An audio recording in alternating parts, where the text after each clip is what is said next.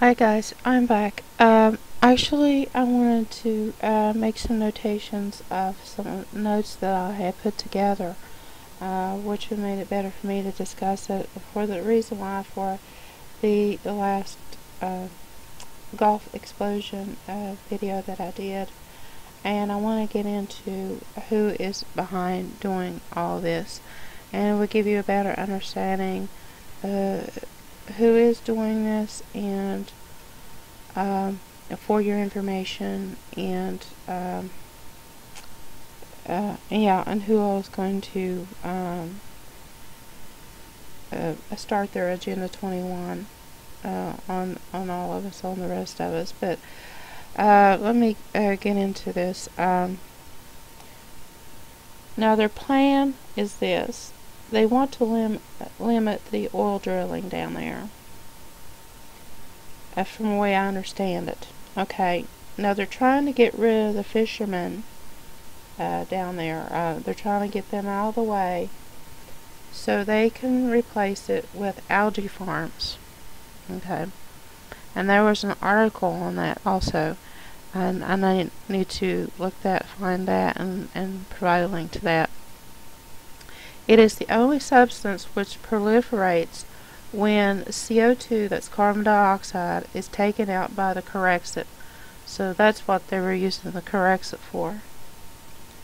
Okay, their plan is to do the Agenda 21 event on us.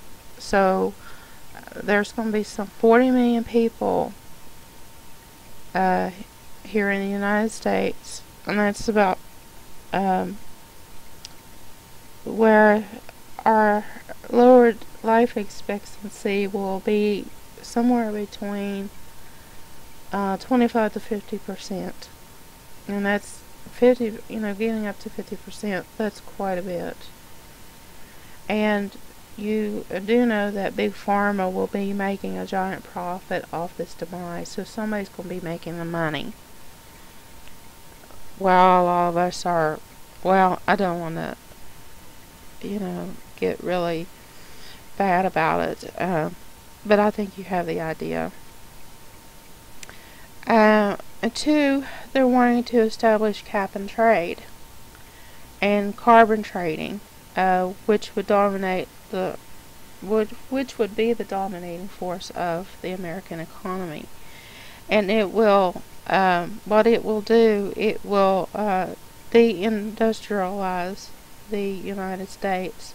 It will actually destroy the industries here in the United States. Now the head of this is a company, you look this up, called the Joyce Foundation, and I found a lot of connections in this one company alone, because when I mentioned the name Al Gore and Obama, and about the situation that's with the cover-up with Petraeus, that came out, and another general, I think his name is Allen, and a woman by the name of Valerie Jarrett. Okay. Now, the Joyce Foundation has strong interest in the manufacture of Corexit. Okay, and this is where they're going to make their money. And they're making their money off of you. And also, the company that has interest in this is Goldman Sachs. And you've heard me talk about them. And guess who Joyce Foundation is run? By Al Gore, yours truly. And it used to be run by a Mossad agent, Valerie Jarrett. Okay, I just mentioned her. Jarrett and Obama were once board of directors for the Joyce Foundation, and they raised millions of dollars to start the Chicago Climate Exchange. Now you tell me a lot of criminal activity goes on there, and it is the home of the cap and trade, in which they will make trillions of dollars, and they'll be pocketing that money. So what are they doing with all that money, though? Which that money, trillions of dollars that can be paid off the United States debt. Okay? And I hear like most of the money is kept by the Vatican. Well, actually, the Rothschilds and keep the Vatican's money. So, see, they're all connected. So you get me so far. You follow me so far.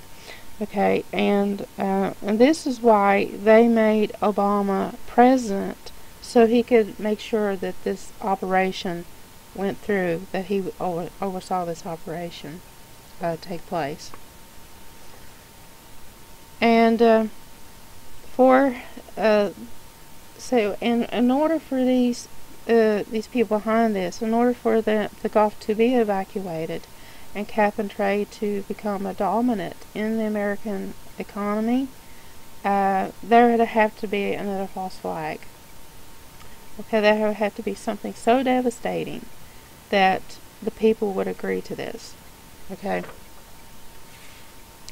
Now, Corexit is what they've led people to believe that Corexit disperses the oil. It does not. It submerges the oil. So they have not cleaned up this situation at all. They've been lying to the people all along. The oil that is mixed with the methane gas, this will have potential devastating explosive effects in the Gulf. So you see that this is what how this other oil rig explosion happened, because the oil is mixing with the methane gas. And so you know what that means. There will be a lot of methane bombs going off along the coastal cities down there, and you know that would be really catastrophic. That would happen. So guess what? You guys would probably think, well, it's BP and the oil companies' fault, and so the public would naturally demand action, right? Okay, now Obama will be so happy to control this information, so see, they want to get more control. And so the public will accept this and take control of BP, and guess what? This ushers in the cap and trade, which would control future incidences. So you get what I'm saying here. And then Peter Sutherland, so get familiar with that name, Peter Sutherland. He will oversee this evacuation in the Gulf, you see. And so these, you know, us Americans will be sent to and be amassed in the FEMA camps. Okay. And I also got information about the condition, what they call it, I'm sure you've heard called Morgellons. You know, it's a very strange type of disorder, and it is caused by what they're doing down there in the Gulf. It's like a bioengineering with all the this is synthetic bacteria and all the Cynthia and all that's tied in together too. And Peter Sutherland is a financier with the Vatican.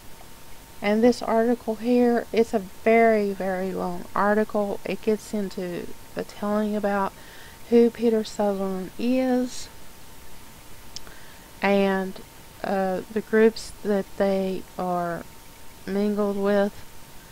And these guys are psychopaths. And you see they talk about the Knights of Malta, the Jesuits, and all, and it's just, and it gets into what they're planning, and the Vatican is behind this operation as well.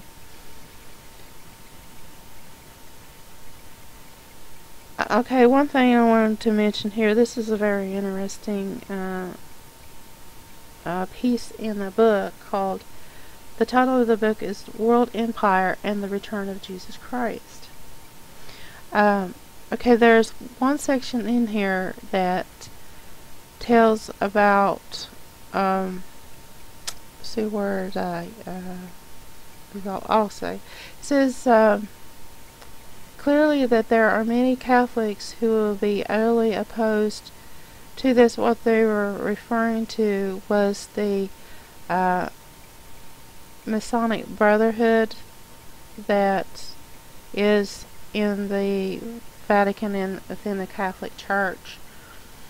And but the writer wanted to include that he believes that the reader needs to be informed about the details in all this. And bearing in mind that historically there are economic linkages, okay, follow this, between Catholicism and certain Jews, such as the excuse me, it's like in Bugger. It's Fugger family. I'm sorry, and the Rothschild dynasty. Not to mention that Ignatius Loyola, who created the Jesuits in 1540, was steeped in Kabbalism. And we have other important details here. As you will recall, Adam Weishaupt of the Bavarian Illuminati had also once been a Jesuit. Indeed, it is worth repeating an earlier fact that the globalist member of the Trilateral Commission and the Bilderbergs, Sir Peter Sutherland, is a financial advisor to the Pope at this time, and he still is.